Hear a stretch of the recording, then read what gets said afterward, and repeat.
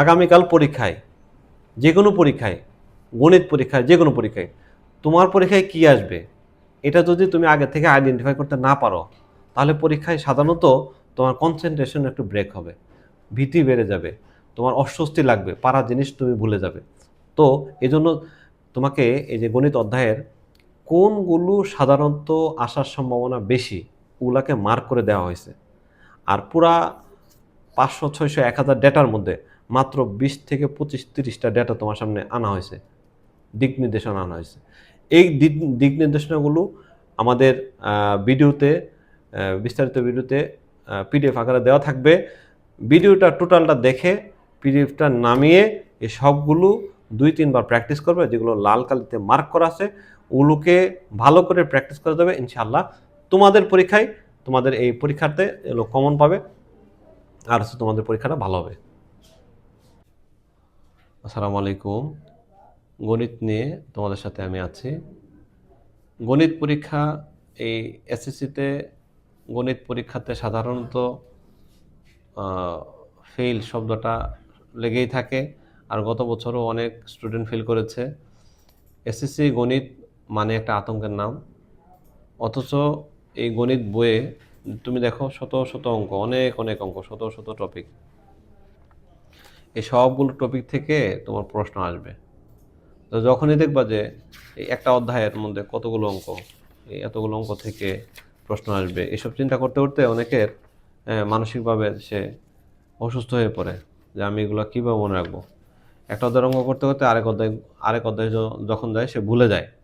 তো আসলে ব্যাপারটা এরকম না।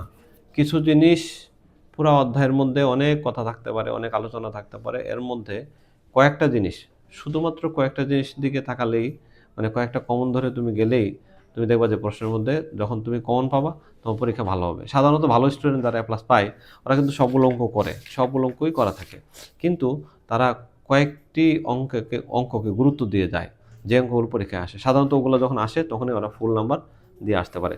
আমি এই জন্য তোমাদেরকে এই পরীক্ষাতে সংক্ষিপ্ত প্রশ্ন তুমি দেখলে প্রায় 500, 600, 1000 সংক্ষিপ্ত প্রশ্ন পুরো বইয়ের মধ্যে আছে। আমি এখান থেকে মাত্র 10 থেকে 15 বা কিংবা সর্বোচ্চ 20 বা 25টা অঙ্ক আমি তোমাকে নির্দেশনা দেব। তো 25টা অঙ্ক থেকে আমি আশা করি সংক্ষিপ্ত প্রশ্ন থেকে তুমি ইনশাল্লাহ 10টি সংক্ষিপ্ত প্রশ্ন পরীক্ষা অ্যান্সার করতে আসতে পারবে।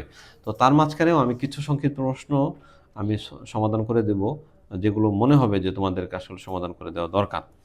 তো চলো আমরা এখন শুরু করি আমাদের সংক্ষিপ্ত প্রশ্নের সাজেশন। 2026 সালে আমি বিশ্বাস করি আমার কথাগুলো যদি তুমি গুরুত্ব দিয়ে দেখো এবং আমার সাথে সাথে প্র্যাকটিস করো 2 বার 3 বার, তোমার সব মিলে হয়তো 2 থেকে 3 ঘন্টা সময় যাবে। 3 ঘন্টা সময় ইনভেস্ট করলে সারা বছর ধরে তুমি যদি না পড়ে থাকো, শুধু এই 3 ঘন্টার ভিতরেই তুমি ইনশাল্লাহ 20 নাম্বার অ্যান্সার করতে পারবে। এখন সর্বপ্রথমেই আমি যাব দ্বিতীয় অধ্যায়, সেট ও ফাংশন। সেট ফাংশনের মধ্যে তুমি দেখো সেট ফাংশন থেকে আসবে কি। চলো আগে টার্গেট করি। সেট ফাংশন থেকে সংক্ষিপ্ত প্রশ্নের জন্য তুমি এই তালিকা পদ্ধতিকে তুমি আগে মার্ক করে, তালিকা পদ্ধতি থেকে একটা আসবে, কথা বুঝতে পারতেছি?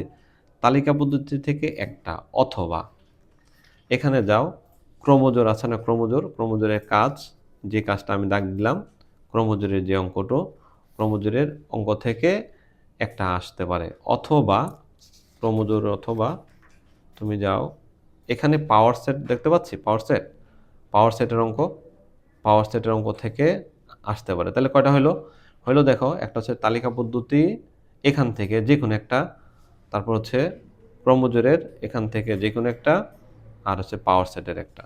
যেহেতু গত বছর পাওয়ার সেট থেকে সৃজনশীল আসছে, আমার মনে হচ্ছে পাওয়ার সেট থেকে সংক্ষিপ্ত প্রশ্ন আসতে পারে। এটাকে আমি 2 নম্বরে রাখতে চাচ্ছি। আমি 1 নম্বরে রাখবো হচ্ছে এই ক্রমজোর অঙ্কটি। আমি আশা করি এই ক্রমজোর অঙ্কগুলো তোমরা আগেই করেছো, তো তোমরা আশা করা যায় এই ক্রমজোর অঙ্কগুলো পারবে। এখন এই পাওয়ার সেটগুলো এগুলো সব পারবে। এই অঙ্কগুলো, এই যে তালিকা পদ্ধতিতে অঙ্কগুলো অনেকে অনেক বড় করে করার চেষ্টা করে। মাথায় রাখতে হবে সংক্ষিপ্তর জন্য তোমার সময় হচ্ছে 2 থেকে 2.5 মিনিট টাইম। সংক্ষিপ্ত প্রশ্নগুলো 2 মিনিটের মধ্যে করা যায়, ওইভাবেই তোমাকে এই প্রশ্নগুলো সমাধান করতে হবে। ঠিক আছে? এটাকে অনেক বড় করে অনেক ব্যাখ্যা দিয়ে লেখার প্রয়োজন নেই। প্রশ্নটার উত্তরটা বের করে নিয়ে আসলেই তোমার জন্য হয়ে যাবে। দ্বিতীয় অধ্যায়ের প্রথম অংশ থেকে 3টা জিনিসকে আমি আইডেন্টিফাই করলাম। দ্বিতীয় অধ্যায়ে মানে দ্বিতীয় অংশ যেটা আছে, এখান থেকে এখানে সম্পর্কের যে অঙ্কগুলো আছে, সম্পর্ক অঙ্কগুলো থেকে সম্পর্ক বাছাই করা, এটা এটাও কমন আছে। এটা কমনের মধ্যে আমি হচ্ছে 2 নাম্বার রাখতে যাচ্ছি। এই অধ্যায়ের এখান থেকে ফাংশনের এই যে অঙ্কটা দেখতে পাচ্ছ 12 নম্বর অঙ্কটা, এই অঙ্কটার যে কোনো একটা মান দিয়ে পরীক্ষা আসতে পারে। তুমি যদি দ্বিতীয় অধ্যায়ের একটা প্রশ্নকে কমন মনে করো, আমি প্রথমেই বলেছি যে অনেক অঙ্ক আছে, কোনটা আসবে এটাকে আইডেন্টিফাই করো। তো সেই ক্ষেত্রে তোমাকে আমি বলতে চাচ্ছি এই যে মান ইনপুট করার যে বিষয়টা আছে ফাংশন, এখানে এই মান ইনপুট করার 2টা অঙ্ক আছে এখানে। এই 2টা অঙ্ককে তুমি 1 নম্বরে রাখতে পারো। দেন ক্রমজোড়ের অঙ্ক আছে, দেন তালিকা পদ্ধতি আছে, দেন তুমি এখান থেকে পাওয়ার সেট আছে, হ্যাঁ।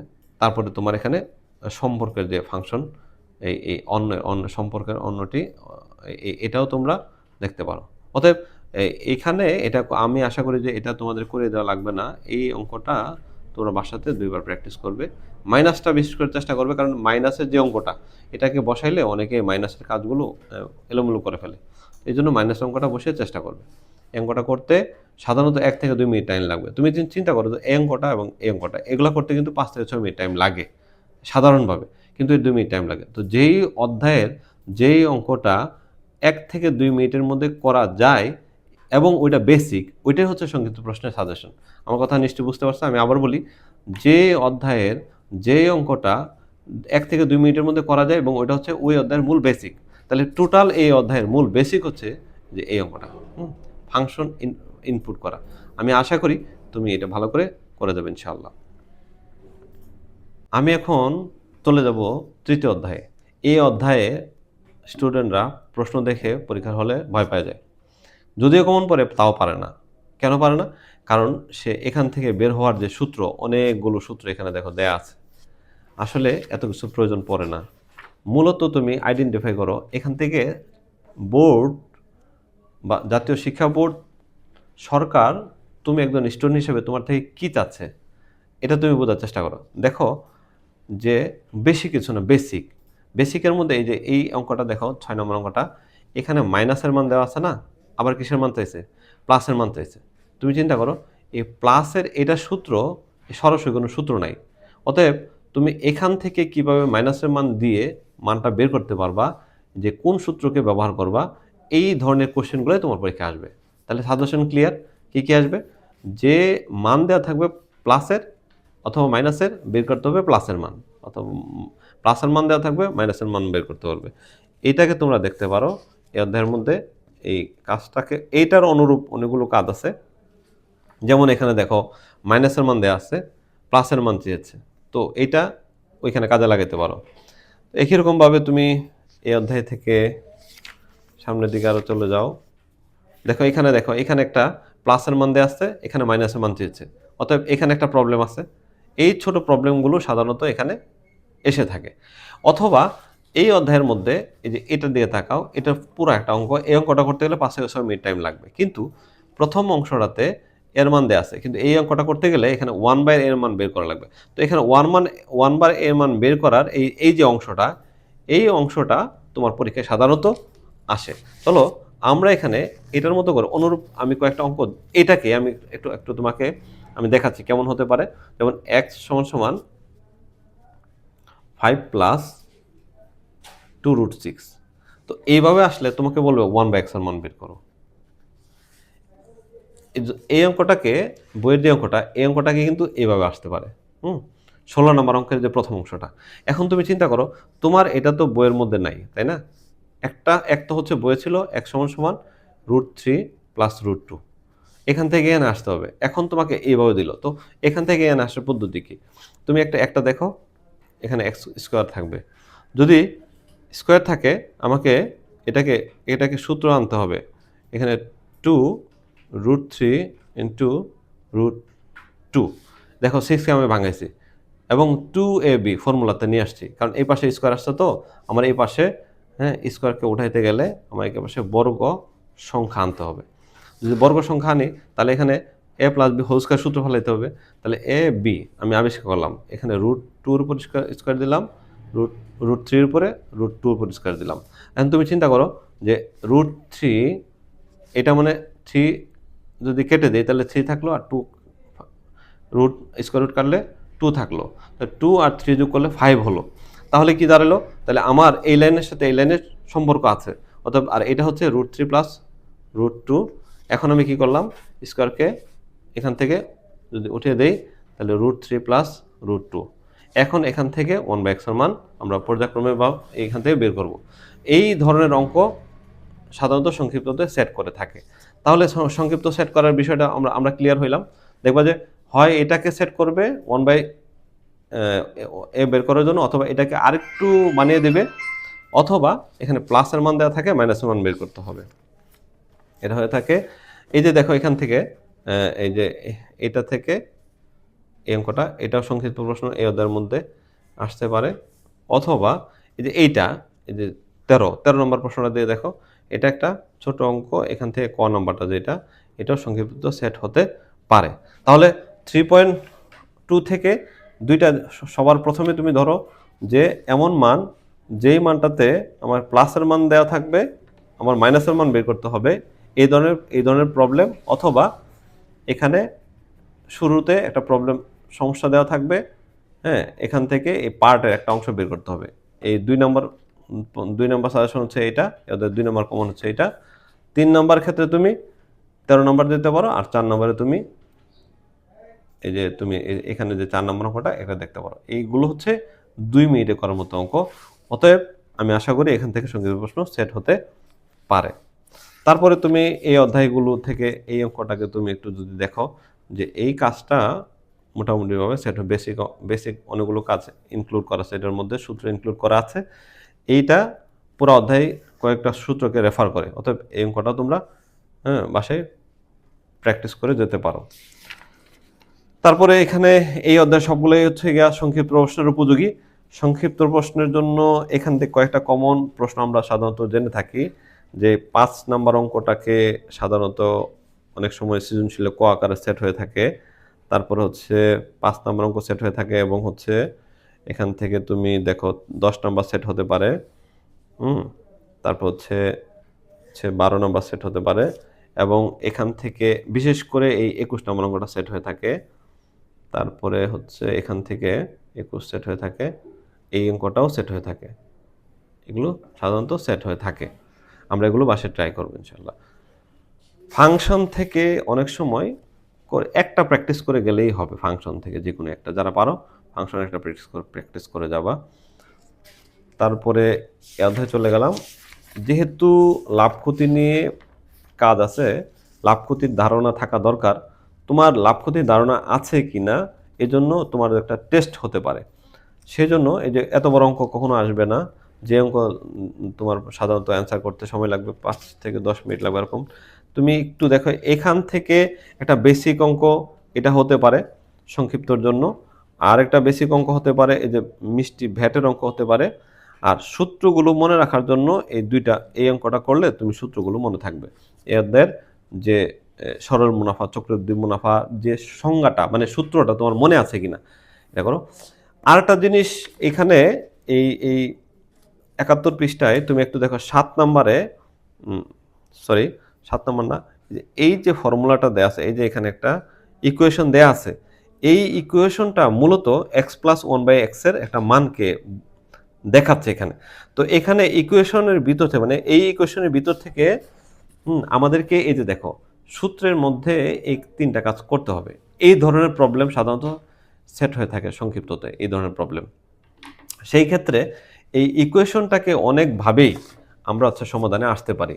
ইকুয়েশনটা ছিল এখানে দেখা যায়, ইকুয়েশনটা ছিল এরকম x⁴, এটা যে কোনোভাবেই কমন হতে পারে, সৃজনশীলের জন্য কমন হতে পারে, সংক্ষিপ্ত প্রশ্নের জন্য কমন হতে পারে। আমি সংক্ষিপ্ত প্রশ্ন ধরেই আমি বলে দিচ্ছি যে এটা এরকম দেয়া আছে। সেই ক্ষেত্রে আমাকে বের করতে বলছে কি, দেখো এখানে x⁴ প্লাস 1/x⁴ মান বের করো। x⁴ plus sorry x square plus 1/x² মান বের করতে বলেছে। তো সেক্ষেত্রে এখানে দেখো এক্স আর 1/x দেখা যাচ্ছে না, তুমি ইচ্ছা করলে এক্স দিয়ে ভাগ করো, প্রত্যেকটাকে x² দিয়ে ভাগ করো। আমরা এইভাবে করে আপাতত করতে পারি। দেখো x² প্লাস 1/x² সমান সমান 0/x²। তো পরে দেখা যাচ্ছে যে x² plus 1/x² equal to, কাটাকাটি করলে এখানে 1 থাকে, 1টাকে আমি এই পাশে নিয়ে আসলাম, 1 হলো। তো এটার মান চলে আসলো। এখান থেকে আরও বলতে পারে যে x প্লাস 1/x² মান বের করো। সেক্ষেত্রে আমি যদি এটাকে আরও একটু চেষ্টা করি, এটা সূত্র ফেলে দিই x প্লাস 1/x², এটা আবার মাইনাসের, এটাকে মাইনাসের সূত্র ফেলে দেওয়া যায়, প্লাসের সূত্র ফেলে 2x into 1/x 1। So x plus 1/x² equal to 2 plus 1 x plus 1/x equal to √3। এটা আমরা এইভাবে আসতে পারি। চাইলে এই কাজটা আমরা অনেকভাবেই এই কাজটাতে এখানে আসতে পারি। তো সাধারণত তুমি এরকম, যদি এরকমই চলে আসে, তো x² ভাগ করলে কাজটা খুব দ্রুতই তুমি রেজাল্টে চলে আসতে পারবে। আমি সংক্ষিপ্ত হিসাবে এই অঙ্কটাকে গুরুত্ব দিয়ে থাকি। তো সবচেয়ে বেশি আমি গুরুত্ব দিয়ে তোমাকে দিয়ে দিলাম এই মিষ্টির অঙ্কটা, হচ্ছে এই অঙ্কটাকে। 3 অধ্যায় থেকে আমরা যদি আবারও একটু রিপিটে আসি, 3 অধ্যায় থেকে, হ্যাঁ, 3.1-এর উল্টা প্রদত্ত মান, চিহ্ন, যে চিহ্ন উল্টা চিহ্নের অঙ্ক, এবং হচ্ছে তোমার এখানে রুট, এটাকে মানে দিয়ে আসতে পারে। তারপরে আবার আমরা আসতে পারি এখান থেকে, এই যে এই অঙ্কটা একটু ছোট আছে, এই অঙ্কটা আসতে পারে। দেন উৎপাদক থেকে এই উৎপাদকটা দেখতে পারো। তারপরে আবার আমরা এখান থেকে আসতে পারি যে যে মার্ক করা আছে লাল কালি দিয়ে, হ্যাঁ, এগুলোকে নোট করে তুমি বাসায় প্র্যাকটিস করে যেতে পারো। তো এখন জ্যামিতি দেখলে অনেকে হয়তো পড়ার থেকে উঠে চলে যাবা, তো একটু বসো, যাওয়ার দরকার নেই, কারণ আমি জ্যামিতি থেকে তোমাকে কমন জিনিসটা বলে দিচ্ছি। তো আমি কমন বলে দেওয়ার আগেই তুমি মনে হয় কমন ধরার একটা বুদ্ধি বুঝতে পেরেছো কোনটা আসবে। এটা তো 4 নম্বরের জন্য আসবে, এগুলো তো 4 নম্বরের জন্য আসবে। 1 নম্বরের 2 নম্বরের জন্য কি আসবে, চলো আমরা খুঁজে বের করি 2 নম্বরের জন্য কি আসবে।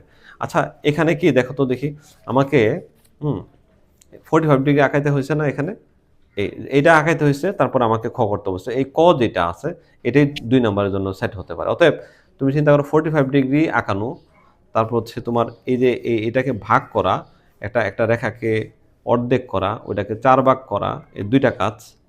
তারপরে আসো, এখন যদি তোমাকে এই কাজটা করতে না পারো, সেক্ষেত্রে তুমি শিখে নিতে পারো। তোমার জন্য আমি এগুলোর জন্য আলাদা একটা ভিডিও তৈরি করব।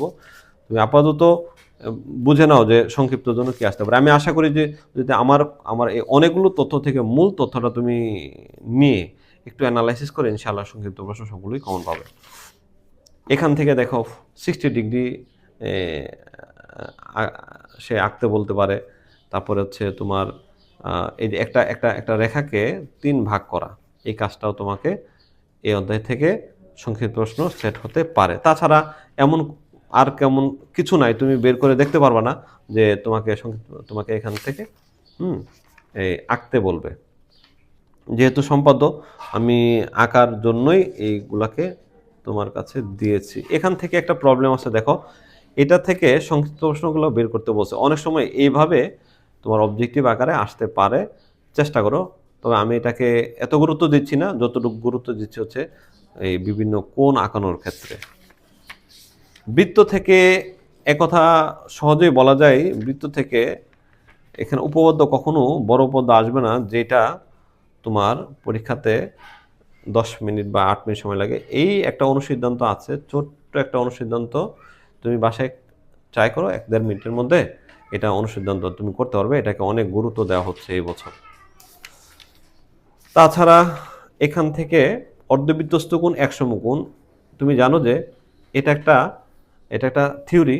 এই থিওরিটা খুবই গুরুত্বপূর্ণ। এখানে যতগুলো উপপাদ্য আছে সেটা হচ্ছে 20 নম্বর থিওরির উপরে সবগুলো উপপাদ্যকে তৈরি করা হয়েছে। অতএব এই অধ্যায়ের মধ্যে গুরুত্বপূর্ণ বিষয় হলো গিয়ে 20 নম্বরের আলোকে যে কোনো একটা প্রশ্ন।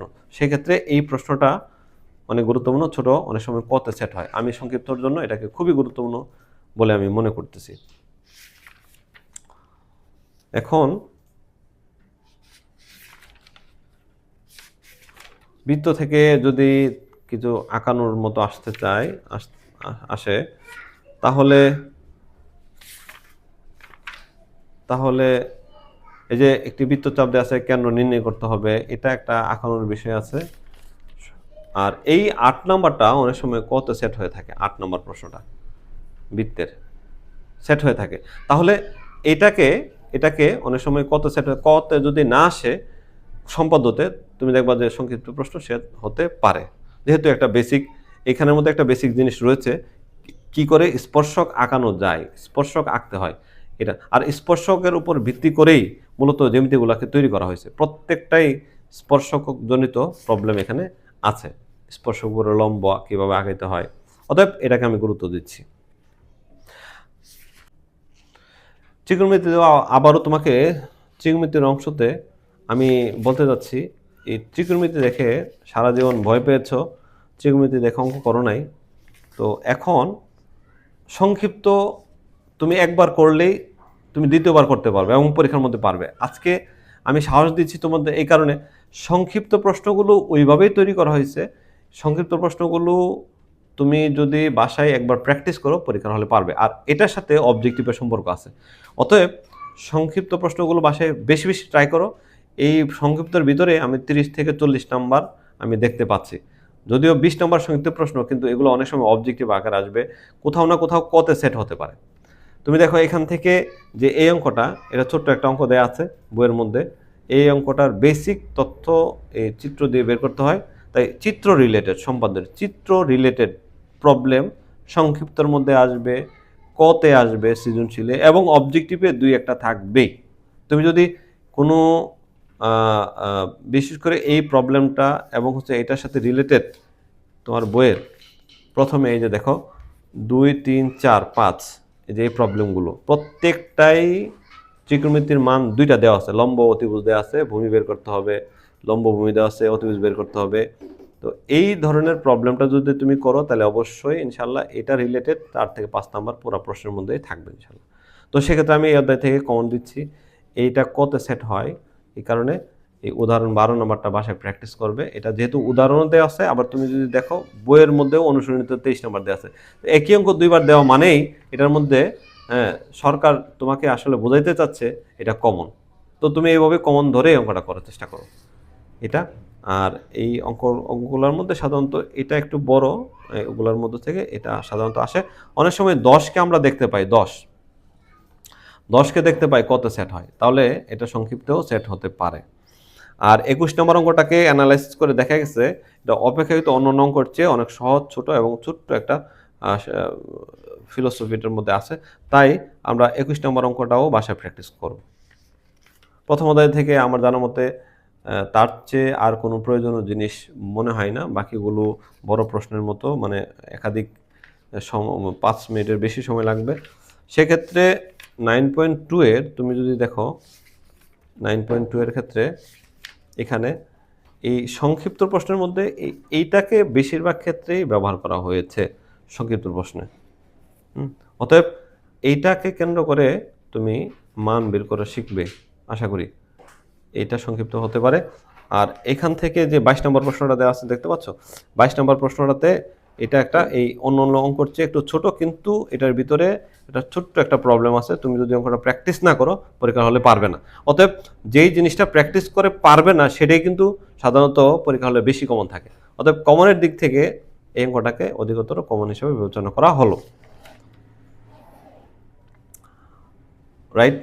এটাও সংক্ষিপ্ত প্রশ্নের মধ্যে একটু ছোট, তুমি চাইলে এটা করতে পারো। তো সৃজনশীলের জন্য কমন। তোমাকে তাহলে নির্দেশনা থাকলো এই অধ্যায় থেকে, বিশেষ করে এই অঙ্কটা, এই অধ্যায় থেকে এই অঙ্কটা এবং আগের অধ্যায় থেকে যে আলোচনা করা হলো রিপিট করে দেখে তুমি এগুলো বারবার করে যাবে ইনশাল্লাহ। আশা করা যায় তুমি নাম্বার দেখো, এটা যদি তুমি করো তাহলে এটার মতো এটাও আছে, এটাও আছে। তো এই অঙ্কটা যেই ধরনের পদ্ধতি নিয়ম ব্যবহার করে করা হচ্ছে, এই 16 এবং 17 একই নিয়ম ব্যবহার করা হয়েছে। অতএব 16, 17 নাম্বার চাইলে এটার সাথে করতে পারো, কারণ এগুলো হচ্ছে সংক্ষিপ্তের জন্য সেট করা হয়। অনেকেই হয়তো বা তুমি 11 অধ্যায়ের কোনো অঙ্ক টাচ করো নাই, সেক্ষেত্রে দরকারও নয় তোমার টাচ করার, কিন্তু অবজেক্টিভ এবং সংক্ষিপ্ত প্রশ্নের জন্য 11 অধ্যায়ের বেসিক কয়েকটা কাজ তোমাকে করে যেতেই হবে। তুমি কি দেখতে পাচ্ছ এটা? তোমার অবজেক্টিভ দেখবা যে অনেক অবজেক্টিভ এটা আসে, তুমি করতে পারো নাই। অতএব আমি যেহেতু আমরা তুমি ইন্ডিকেট করে দিছি, তুমি একটু দেখে এখানে সহজ জিনিস দেখো, এক্স এর মান 5, ওয়াই এর মান 6। অতএব এক্স এর মান বসে দাও, ওয়াই এর মান বসে দাও, তুমি উত্তরটা পেয়ে যাবে।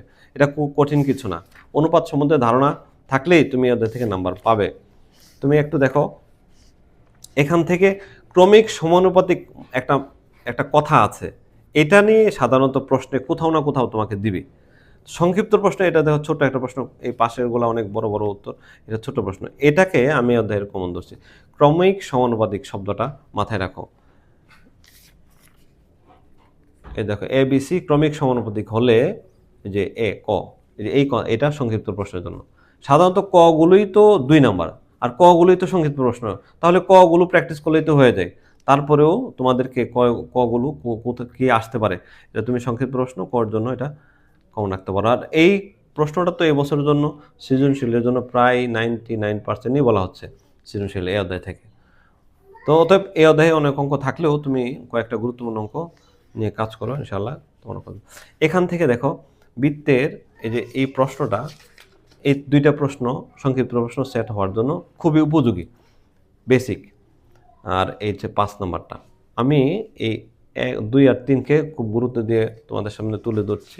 2 নাম্বারটা অনেক সময় আছে যে আমরা আসলে বুঝতে পারছি না এটা কী ধরনের হবে। দেখো, বৃত্তের ক্ষেত্রফল পাই আর স্কোয়ার, বৃত্তের ক্ষেত্রফল, এবং বর্গক্ষেত্রের ক্ষেত্রফল হচ্ছে যে বাহুর দৈর্ঘ্য যদি এ ধরি তাহলে এ স্কোয়ার, এটা বলছে। এতে পরিসীমা অনুপাত কত? তো পরিসীমা অনুপাত হচ্ছে বৃত্তের পরিধি, 2 পাই আর, আর হচ্ছে যে তোমার বর্গক্ষেত্রের ক্ষেত্রফল হচ্ছে 4a। ঠিক আছে না? তো আমি এখান থেকে এর মানটা নির্ণয় করি। এ ইকুয়াল টু কি আসবে? এ ইকুয়াল টু হবে √পাই আর, ইজ ইট? তো এখান সেই ক্ষেত্রে এ কে ইনপুট করে দেখো, এখানে পাই আর থাকলো ইস টু 4, এর মান কি? √পাই আর তো আর, তুমি তাহলে আটটাকে মাইনাস করলাম, বাদ দিলাম এখান থেকে, বাকি রইল 2 দিয়ে ভাগ করলে এখানে থাকবে পাই, একটা পাই মানে 2টা রুট পাই, একটা পাই একটা পিওর সংখ্যা, 2টা রুটের সংখ্যা, ইস টু হচ্ছে এখান থেকে 2 যদি মাইনাস করি তাহলে 2 পাই। এখন পাই মাইনাস করি, √পাই মাইনাস করে 2টা থেকে একটা √পাইকে ভাগ করি, তাহলে কি থাকলো? হ্যাঁ, √পাই ইস টু হচ্ছে 2। ওকে, তাহলে এটা হচ্ছে উত্তর। অতটুকু নাম্বার 2, এটা অনেক টেস্ট পেপারে অনেক স্কুল তুমি দেখবা সেট করা হয়েছে।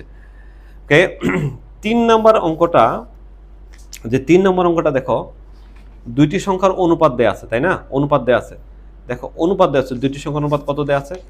3:4 দেয়া আছে। কি বলছে? এটা লসাগু কত হবে? লসাগু হচ্ছে 180। আমি একটি সংখ্যাকে 3x, আরেকটি সংখ্যাকে 4x, অতএব তাদের লসাগু কি হচ্ছে? 3 4 12, লসাগু হচ্ছে 12x। 12x এর মান যদি 180 দেয়া থাকে, তাহলে x এর মান কত দেয়া আছে? 180 ভাগ 12, তাহলে কি দাঁড়ালো? x এর মান হচ্ছে 15। x এর মান যদি আমি এখানে বসিয়ে দিই তাহলে কি দাঁড়াবে? 45। এখানে x এর মান যদি 15 বসিয়ে দিই কি থাকবে? 60। তাহলে সংখ্যা দুটি কি হলো? এই ছোট্ট একটা অঙ্ক এখানে দেয়া আছে। তোমরা যদি অনেক বড় বড় অঙ্ক করছো, আমি মনে করি যে এটা যদি তোমরা প্র্যাকটিস করো, দেখো শালা আসবে।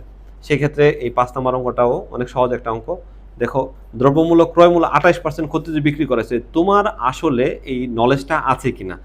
প্রশ্নের উদ্দেশ্য হচ্ছে তোমার নলেজ আছে কিনা, অনুপাতের নলেজ আছে কিনা, ক্ষেত্র বৃত্তের ক্ষেত্রফল, এগুলো সূত্র পরবর্তীতে 16 পয়েন্টে আছে, 16 পয়েন্টে আছে, পরিমিতি আছে। তারপরেও তোমার এখানে অনুপাতটা বোঝানোর জন্য এটা তুমি বুঝো কিনা।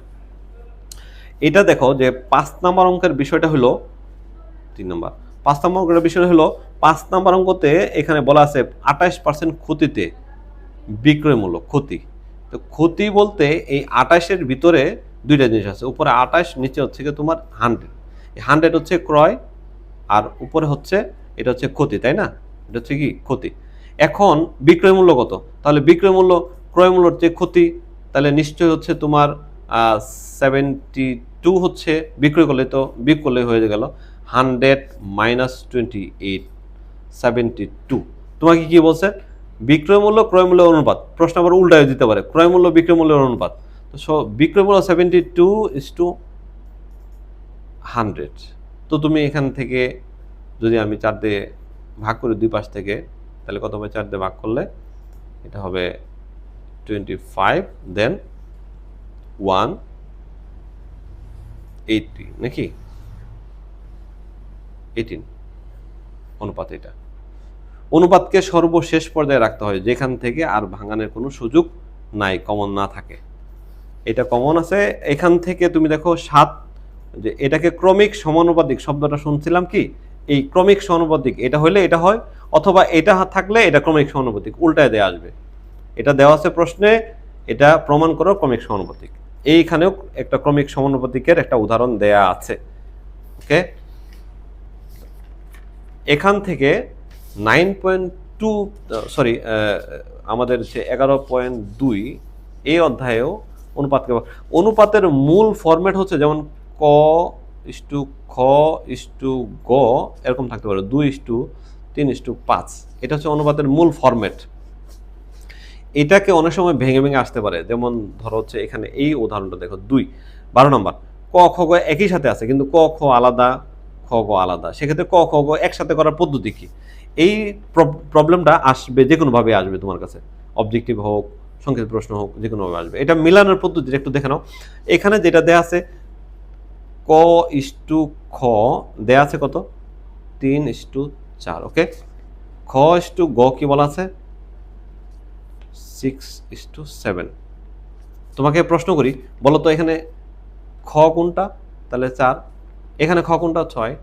তাহলে ক আর গ তো আলাদাই, তাহলে আলাদা থাক, ওদের দুইজনকে মিলাই দেবো আমি এখন। তাহলে ওই দুইজনকে মিলাইতে গেলে দুইজনের লসাগু হচ্ছে 12, তাহলে ওরে 12 বানাইতে হবে। 12 বানাইতে গেলে আমি ওকে 3 দিয়ে গুণ করবো।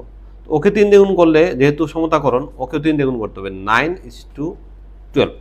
তাহলে ওকে 12 বানাইতে হবে, যেহেতু খ মিলাইতে হবে আমাদেরকে, এটাও খ এটা খ, তাহলে 12 গুণ করতে হবে, 2 গুণ করতে হবে, 12:14। তাহলে এখন বলো খ কত? 12, ক কত? 9, আর গ কত? 14।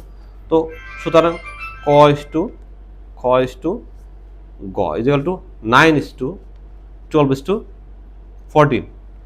এইটার মতো করেই আবার তুমি অনুশীলনীতে যাও, যে 11 নম্বর অঙ্কটা দেখো, ক খ গ ঘ, ক খ এটা, খ গ এটা, গ ঘ এটা, এইভাবে তুমি এটার মতো করে এটা বাসায় প্র্যাকটিস করবে, ইনশাল্লাহ পারবে। অনুপাতের আরেকটা ধরন দেখো, এই যে এটাকে ভাগ করে দিতে হবে এই মাছগুলো দিয়ে, এই 3 জন জেলের মধ্যে, এই অনুপাত। এটা কি অনুপাত?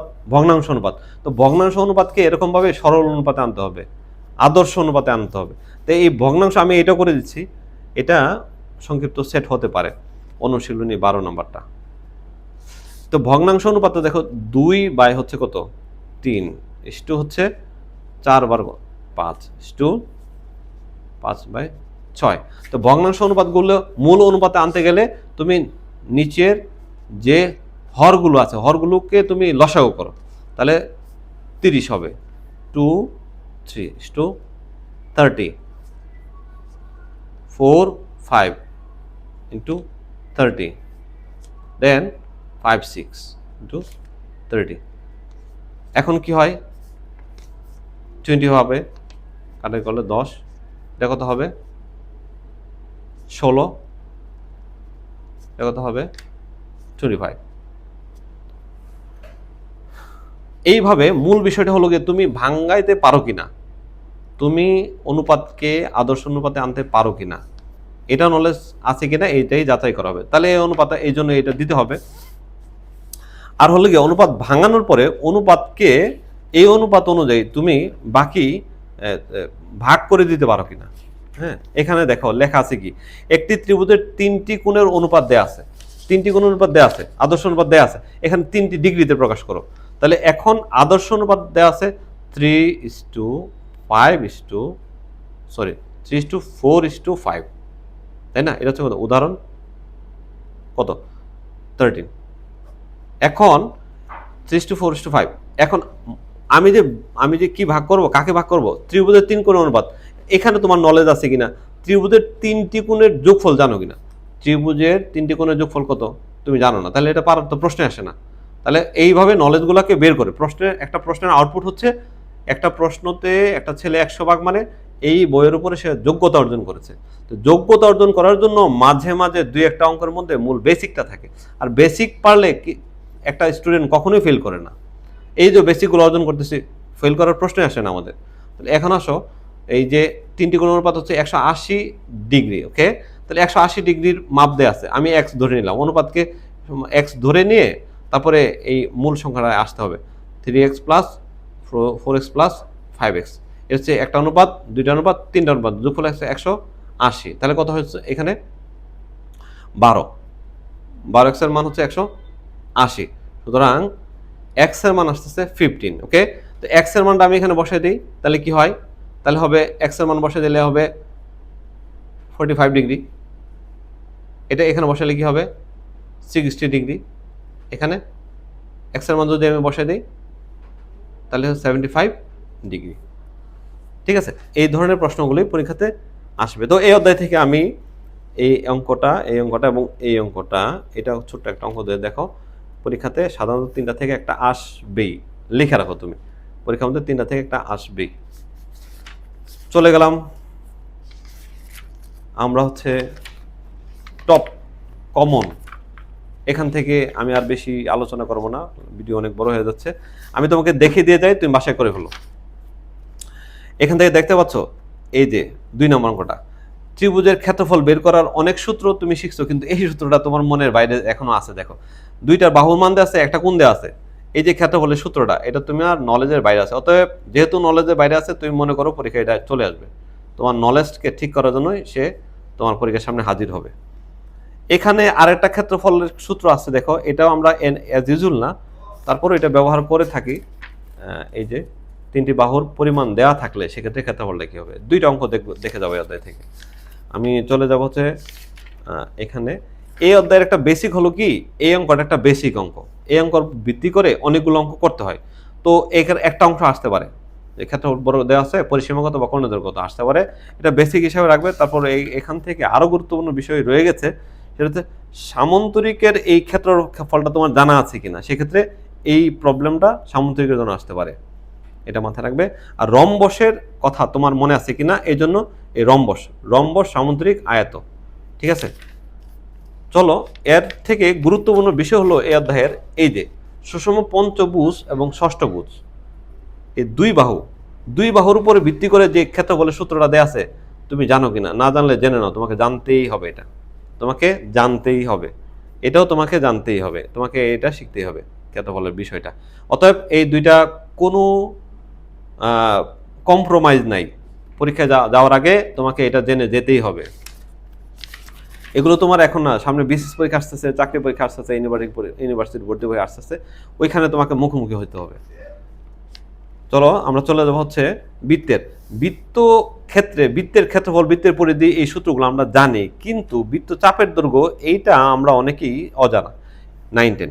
তো অজানা থেকে তুমি কিভাবে ইন্টারমিডিয়েট উঠবা, তোমাকে জেনেই ইন্টারমিডিয়েট উঠতে হবে। অতএব এই দুইটা সূত্রকে বাস্তবায়ন করার জন্য এই অঙ্কটা তোমাকে শিখতে হবে।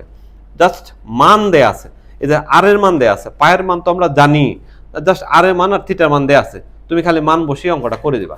এখানে অঙ্কটা করে দেওয়া আছে, জাস্ট সূত্রটাকে মান বসিয়ে করে দেওয়া আছে, তোমাকে অঙ্কটা করে যেতে। দেখো, বৃত্তের অধ্যায়ে এই চাকা হচ্ছে গিয়ে প্রশ্ন কয়টা, 23 নম্বর, 24 নম্বর, এখানে একটি চাকা, এখানে 2টি চাকা, তাহলে কয়টা হলো, 2টা চাকা হলো না। তুমি একটু আগাও, দেখো যে এখানে দেখো আরো 2টা চাকা আছে, তাহলে এত চাকা যে দেয়া আছে, তাহলে বুঝতে হবে এটা একটা বিষয় আছে এখানে বোঝার, এখানে একটা গুরুত্বপূর্ণ বিষয় আছে। অতএব এটা নিয়ে কাজ করো, ইনশাল্লাহ কোথাও না কোথাও তোমার কাজ লাগবে ইনশাল্লাহ। চাকার বিষয়টা হলো কি, চাকার বেশ দেওয়া আছে, তো বৃত্তের ধারণাটার মূল বিষয় হলো বৃত্ত ক্ষেত্রে আমাদেরকে বৃত্তের ক্ষেত্রে যে বৃত্তর ক্ষেত্রে বৃত্ত আর এটা রাস্তা। তো এখন বৃত্তের পরিধি যেটা আছে না, পরিধি 2πr বসাই দিলে যে এটা হচ্ছে মূলত কতটুকু, মানে 2πr বৃত্তের পরিধিটা বোঝা যায়,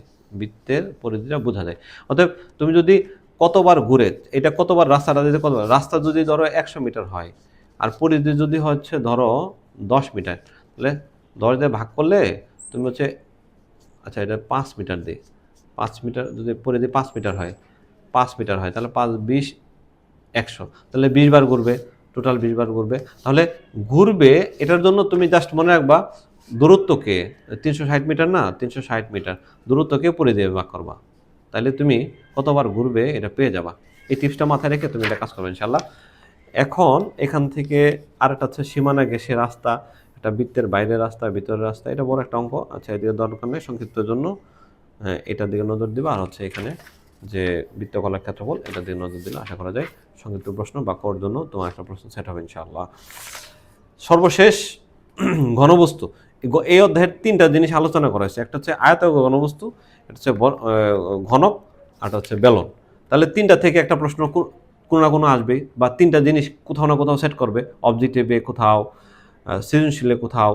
তো এখন এই এই ঘনবস্তুটার অঙ্কটা সবচেয়ে ছোট, তাই সংক্ষিপ্তের জন্য এটাই আসবে, এটা হচ্ছে পদ্ধতি। ওকে, এই জন্য 29 নম্বর অঙ্কটা। আর এখানের মধ্যে আছে তোমার হচ্ছে ঘনবস্তুর আরেকটা অঙ্ক আছে, ধরো 29 নম্বর অঙ্ক, এবং হচ্ছে আরেকটা আছে ঘনবস্তুর এই যে 32 নম্বর অঙ্ক। দুইটার মধ্যে 2 ধরনের ফ্লেভার আছে। তুমি একটু এই অঙ্ক দুইটা দেখবা, প্র্যাকটিস করলেই পারবা। সূত্রটা মনে রেখে দেখো, ঘনবস্তুর কর্ণের দৈর্ঘ্য চাইছে না, ক্ষেত্রফল দেওয়া আছে না, তার মানে ক্ষেত্রফল জানা মানে ওর ক্ষেত্রফলটা তুমি শিখে নিলা, 6a²। কর্ণের দৈর্ঘ্য মানে a√3। এই দুইটা জিনিস জানো, তাহলে প্রয়োগ করে দেখাই দাও। আর বাকি রইল হচ্ছে বেলন।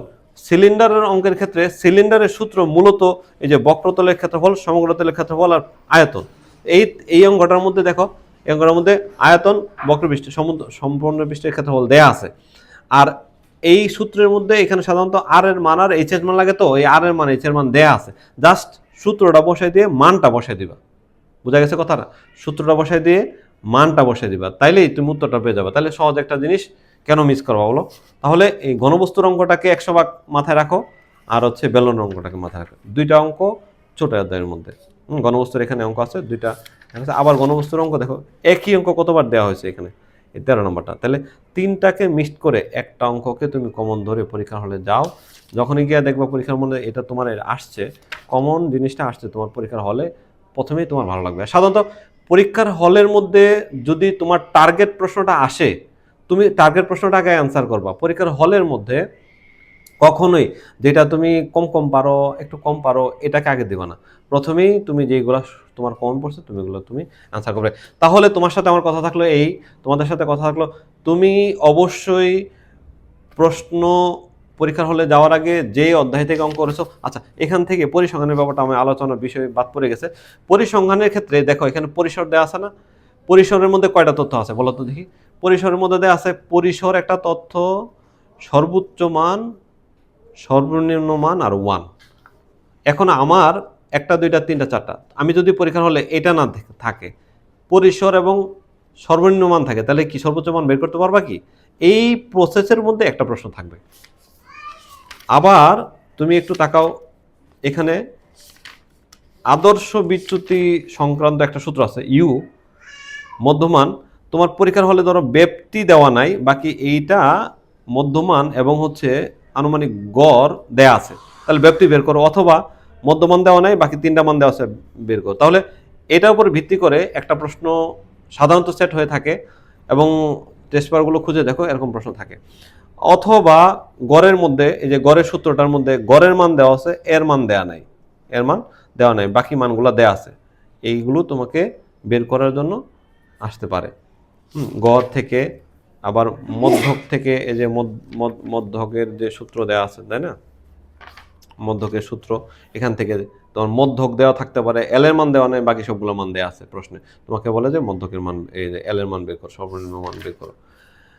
তো প্রচুরকের মধ্যে এই একই রকমভাবে প্রচুরক নিয়ে যে প্রশ্নটা আসতে পারে, প্রচুরকের তোমার হচ্ছে এই যে F1 এর মান নাই, F2 এর মান দেওয়া আছে, H এর মান দেওয়া আছে, সবগুলোর মান দেওয়া আছে, F1 মান বের করতে হবে। মানে এই ক্যাটাগরি থেকে প্রশ্ন আসবে। আমি এখনই তোমাকে দেখাই দিচ্ছি আমার আলোচনার ভিত্তিতে টেস্ট পেপারে বিভিন্ন স্কুল কীভাবে প্রশ্নগুলো সেট করেছে। তো কয়েকটা যে সংজ্ঞা আছে, গণসংখ্যা নির্বাচন কাকে বলে, কেন্দ্রীয় প্রবণতা কাকে বলে, এই সংজ্ঞাও তুমি মাথায়, সংজ্ঞা মুখস্থ না, যে বিষয়টাই কি তুমি জেনে তুমি পরীক্ষা হলে যাও। আর যেই কথাগুলোকে তোমাকে পুরা বই থেকে শত শত হাজার হাজার তথ্যের ভিত্তি থেকে আমি যে বিশেষ করে 20 থেকে 30টা গাইডলাইন দিয়েছি, এর মধ্যে কয়েকটা তুমি ভালো করে যদি অ্যানালাইসিস করো, আমি কিন্তু ইন্ডিকেট করে বলার চেষ্টা করছি যে এগুলো কিন্তু যে কোনোভাবেই কমন। ওই কমনগুলোকে বারবার চেষ্টা করো, ইনশাআল্লাহ আশা করা যায় যে তোমার পরীক্ষার প্রশ্ন ভালো হবে। তো এখন তোমাকে আমি যে টেস্ট পেপার থেকে এইগুলোর উপর ভিত্তি করে আসছে কিনা বা আসছে অ্যানালাইসিস করে আমি একটু দেখাবো। চলো অ্যানালাইসিস পড়বে। সংক্ষিপ্ত প্রশ্ন তোমাদের সাথে এতক্ষণ যা আলোচনা করালো, এই ভিত্তিতে তুমি একটু দেখো যে তোমাকে আমি প্রথমেই ওই সেটের থেকে মনে আছে কিনা, সেট থেকে বলেছিলাম যে তালিকা পদ্ধতি এবং হচ্ছে পাওয়ার সেট থেকে আসতে পারে, এখান থেকে একটা প্রশ্ন সেট করা আছে। আবার দেখো ওই যে এক্সের মান √3 + √2 ওই ধরনের একটা আমি দিয়েছিলাম তোমাকে, ওইখান থেকে একটা প্রশ্ন দেখো সেট করা হয়েছে। এখানে এক্সের মান 1 হলে ওয়াই মান 1 হলে, এবং এক্সের মান 1 হলে x + y কত, এভাবে করে একটা প্রশ্ন দেওয়া আছে। এবং ফাংশনের ক্ষেত্রে বলেছিলাম, দেখো ফাংশনের ক্ষেত্রে যেটা এরকমভাবে যে পি এর জায়গাতেও একটা কিছু সেট করতে হবে, ওখানে মানটা কী আসে বের করতে হবে। আবার এখানে তোমার যে এই যে দেখো যে অনুপাতের ক্ষেত্রে অনুপাতের যে এই ধরনের অনুপাত দিয়ে মূল বেসিক প্রশ্ন দেওয়া থাকে। আবার যে অনুপাত বের করতে হয়, আদর্শ অনুপাত বের করতে হয়, দেখো এরকম দেওয়া আছে। তারপরে তোমার হচ্ছে বৃত্তস্থ কোণ, এগুলো কিছু সংজ্ঞা আছে, তুমি একটু দেখে নিলে হবে। আবার এখান থেকে বৃত্তের ক্ষেত্রে যে বৃত্তকার পথ অতিক্রম করে কত দৈর্ঘ্য কত, হ্যাঁ। তারপরে সমবাহু ত্রিভুজের পরিসীমা, তারপরে তোমার এই যে প্রচুরক থেকে প্রশ্ন দেওয়া আছে, এবং এই যে চাকার অঙ্ক বলেছিলাম, এই যে এখান থেকে চাকার অঙ্ক আছে। তাহলে অ্যানালাইসিস করে দেখো যে 7 থেকে 8টা 10টা অঙ্ক তোমার মোটামুটি কমন আসবে। আমি আরেকটা স্কুলকে তোমাদের সাথে এখন একটু আলোচনা করে তোমাদের মূল বিষয়টা কমপ্লিট করে দিতে চাচ্ছি। হ্যাঁ, আরেকটা স্কুল দেখো, এখান থেকে আরেকটা সংক্ষিপ্ত প্রশ্ন, যে ক্রমজোরের কথা বলেছিলাম, এই যে ক্রমজোরের একটা অঙ্ক, যে তারপর তুমি সাধারণ, এটা তো বেসিক অঙ্ক, এটা তুমি পারবা। এই যে এখান থেকে পি এর মান 1/p এর মান বের করে নিয়ে দেখেছিলাম। উৎপাদক বিশ্লেষণ করো, যে ফাংশনের অধ্যায় থেকে একটা অঙ্ক, তুমি এই ধরনের অঙ্ক একটা প্র্যাকটিস করার জন্য তুমি চেষ্টা করার জন্য। আবার তুমি ত্রিভুজের বেসিকের ক্ষেত্রে, এই ক্ষেত্রে এখানে হচ্ছে যে বর্গের এই যে সুষম ষড়ভুজের ক্ষেত্রে বলছিলাম যে 16.2 দেখো, ষড়ভুজ পঞ্চভুজের ক্ষেত্রে বলেছিলাম অর্ধবৃত্তস্থ এক সমগুণ, ওই যে তোমার 8 অধ্যায়ের যে একটা অঙ্ক, ছোট্ট একটা জ্যামিতি, ত্রিভুজের 3 কোণের মান দেয়া আছে ধারা অধ্যায়, অনুপাত অধ্যায়ের মধ্যে। তারপরে 12.2 এর উদাহরণের মধ্যে আছে। এই যে 2টি সংখ্যা অনুপাত দেওয়া আছে, লসাগু দেওয়া আছে, কি হবে। বৃত্তের পরিধি অনুপাত দেওয়া আছে, এই অনুপাতগুলো একই স্টাইল এগুলো। আর হচ্ছে দেখো ঘনকের যে ঘনক 16.4, এখানে একটা প্রশ্ন আছে। আবার দেখো প্রচুরকের ক্ষেত্রে এল দেওয়া আছে, F1 দেওয়া আছে, F2 দেওয়া আছে, এ দেওয়া আছে, প্রচুরক বের করো। অনেক সময় এরকম বলছিলাম যে এরকম আসে, কিন্তু এটার মধ্যে আবার যে এল দেওয়া থাকবে না, বাকি সব প্রচুরক দেওয়া থাকবে। এইভাবেই তুমি একটু অ্যানালাইসিস করো, যে অধ্যায়টা বেশি তুমি দিতে চাও ওই অধ্যায়ের 10টা স্কুলকে অ্যানালাইসিস করো, 10টা স্কুলের ওই অধ্যায়ের কী কী অঙ্কগুলো আসছে নোট করো। তো ইনশাল্লাহ এখান থেকে যেই প্রশ্নগুলোয় কাজ করবা, এগুলোর উপর ভিত্তি করে যে কোনো এক জায়গায় তুমি কতে পাইতে পারো, এটা অবজেক্টিভ পাইতে পারো। আশা করি তোমার পরীক্ষা ইনশাল্লাহ ভালো হবে। এভাবে করে সাজেশন ভিত্তিক, কমন ভিত্তিক, অ্যানালিসিস ভিত্তিক পড়ালেখা করে আগামীকাল পরীক্ষার হলে যাও।